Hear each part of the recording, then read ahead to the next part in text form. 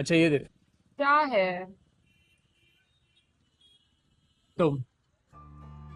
यार, ये तो वाकई मेरे जैसे लगती है।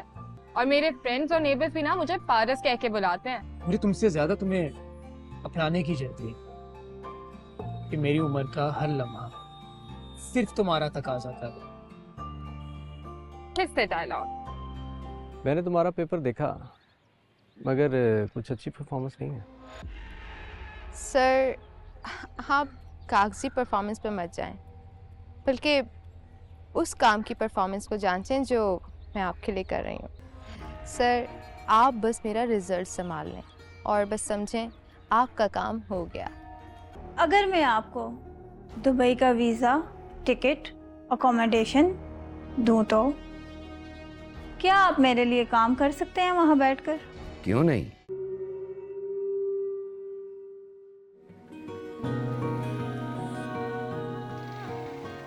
अब सॉरी यार। इतनी देर से आए हो तुम। पता है कितने लड़के बाइक्स लिए फिर रहे हैं, और एक दो ने तो बात भी करनी चाहिए। अब अच्छा चलो बताओ कहाँ चले। बस कहीं भी, बस पब्लिक प्लेस अवॉइड करना। ओके।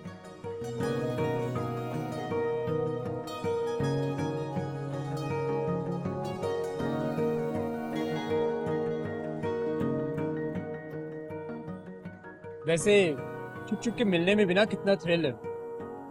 मगर बस जिस दिन पकड़े गए ना, उस दिन हमारे प्यार की कहानी शुरू होने से पहले ही खत्म ना हो जाए। चलो जी, फिर से तुम्हारी बकबक शुरू। अच्छा ये दे। क्या है? तुम।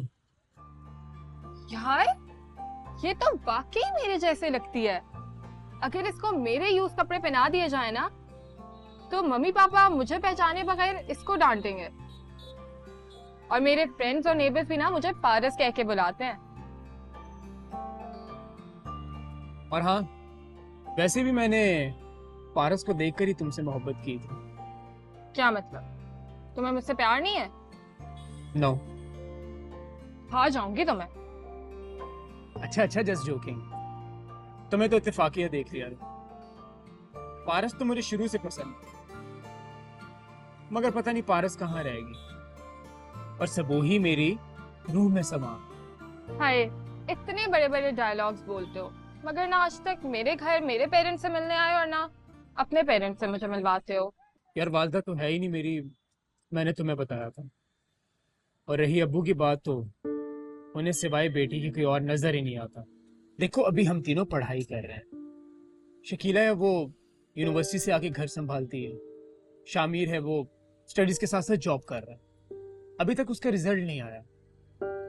और अगर कुछ बचत होगी तभी हमारी शादी के बारे में सोचेंगे ना।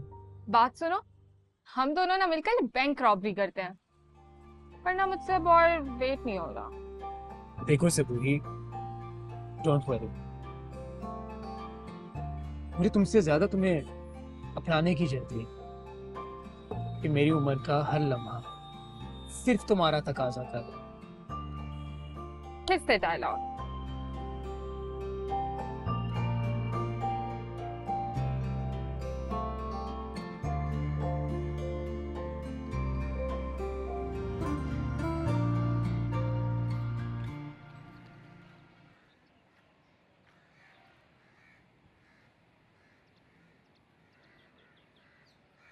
How are you my dear student? Sir, आप यहाँ मुझे स्टाफ रूम में बुलवा लिया होता।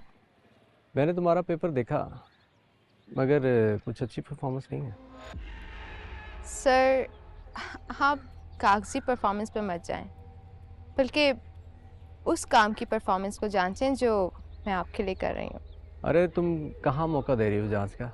सर, मैडम रिफत एक मुश्किल टारगेट हैं और उन्हें आपकी तरफ लाने में थोड़ा टाइम तो लगेगा, बट आई एम श्योर वो ज़रूर आपसे मिलेंगी।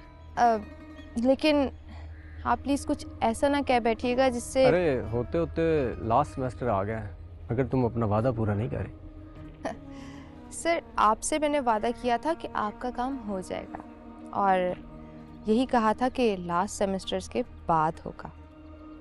और आप बस ये समझिए कि रिफत मैडम को आप पे एतबार होने ही वाला है।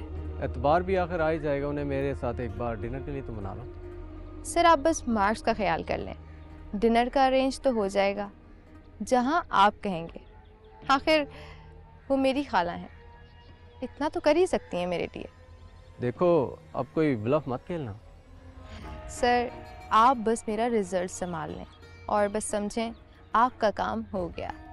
आखिर आपकी होने वाली सीक्रेट बीवी की भांजी जो हूँ। रिजल्ट तो मैं संभाल लूँगा, समझो ये काम भी हो गया।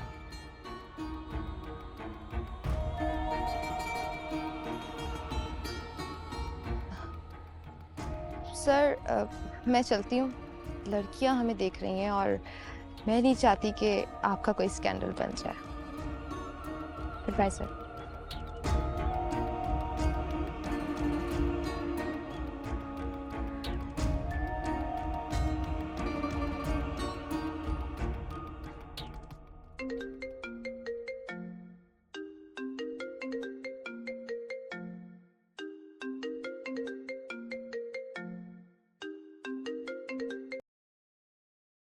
हेलो, हाँ बोलो।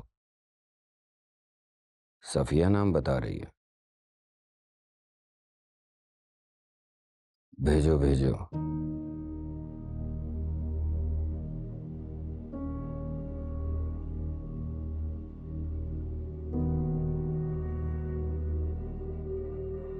आइए आइए सफिया जी, बैठिए।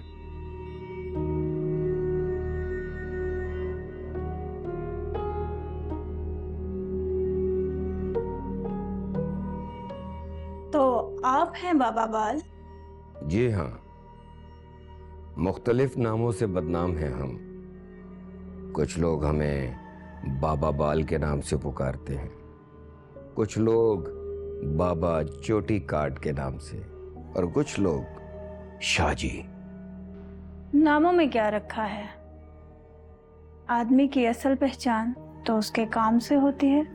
जी हाँ, और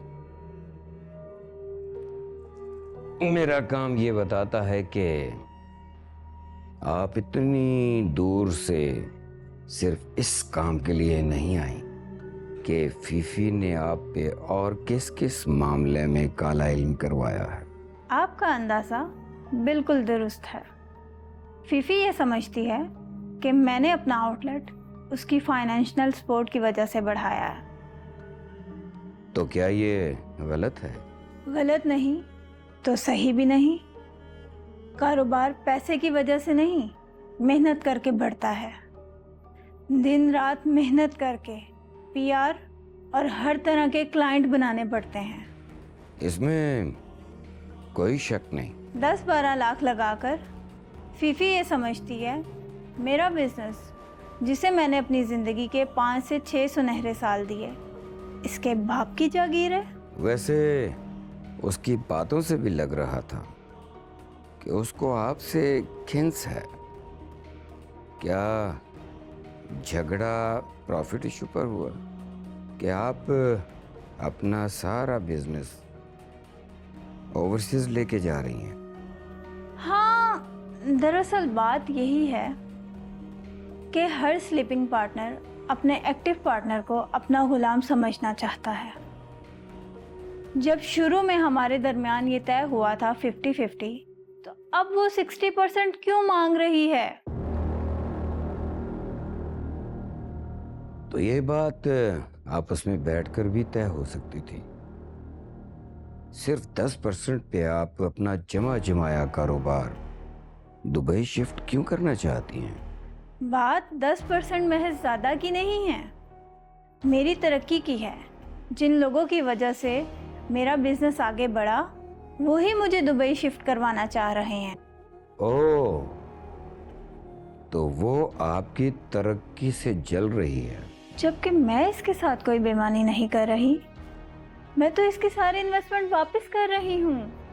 तो आपका क्या बिगड़ता है अगर आप दुबई में अपने कारोबार में उसकी शराकत भी रख लें? मेरे दुबई वाले फाइनेंसर्स को फीफी की शराकत मंजूर नहीं है। और छोड़े फीफी को, मैं आपको यहाँ एक ऑफ़र करने आई हूँ। बिस्मिल्लाह। अगर मैं आपको दुबई का वीज़ा, टिकट, अकोमोडेशन दूँ तो क्या आप मेरे लिए काम कर सकते हैं वहाँ बैठकर?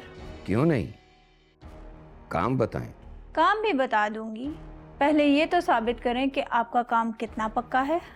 शोहरत सुनकर भी यकीन नहीं आया। मैंने कोई शोहरत नहीं सुनी। ठीक है, तो आप ही बताइए, हम आपको कैसे साबित कर सकते हैं?